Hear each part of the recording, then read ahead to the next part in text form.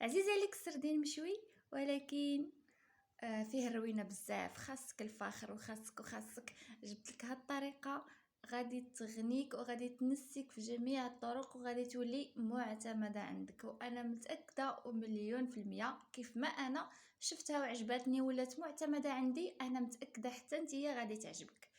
عندي كيلو ديال السردين. فاش جبتو خليته في البلاستيكه ديالو حتى لو كان صايبو.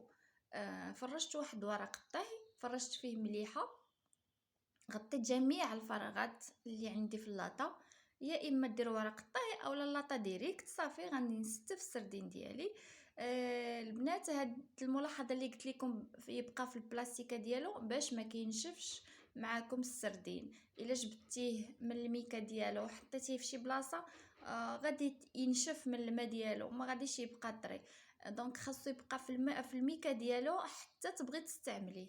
صافي فرشته في اللاطه، غادي نولي نرش عليه الملحه. راه ما كيجيش نهائيا مالح، صدقيني والله ما كيجي مالح نهائيا، بالعكس كتجي فيه واحد البنه كتزيدي عليه غير الكمون ويا سلام، ما نقولش لك على البنه ديالو كي دايره.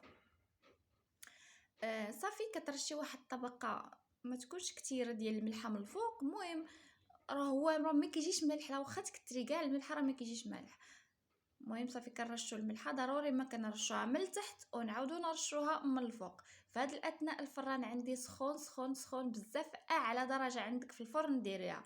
كتدخليه 5 دقائق. الا عندك الفران كيشعل من التحت ومن الفوق شعليهم بجوج ودخليه 5 دقائق وخرجيه. عندك الفران اللي كيشعل غير من التحت، دخلي اللاطه ديالك من الفوق، خلي الحوت واحد 3 دقائق، عاوتاني هبطي الحوت ديالك لتحت 3 دقائق.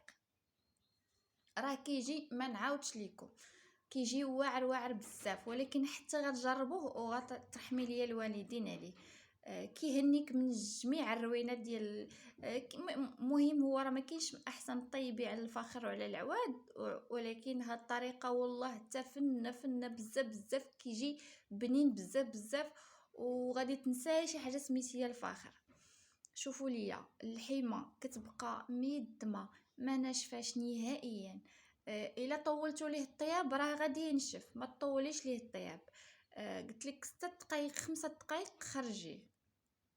اللي عندها الفران كيشعل من الفوق ومن التحت راه غير 5 دقائق بارك، كتشعلي لاعلى درجه في الفرن كتخلي 5 دقائق وتخرجيه. اللي عندها الفران كيشعل غير من التحت عاوتاني كترجعي تهبطي اللاطه تحمر من الفوق، كتشعلي عاوتاني الفران مجهد بزاف وتدخلي اللاطه ديالك. وهذا هو الفيديو ديالي، مع السلامه.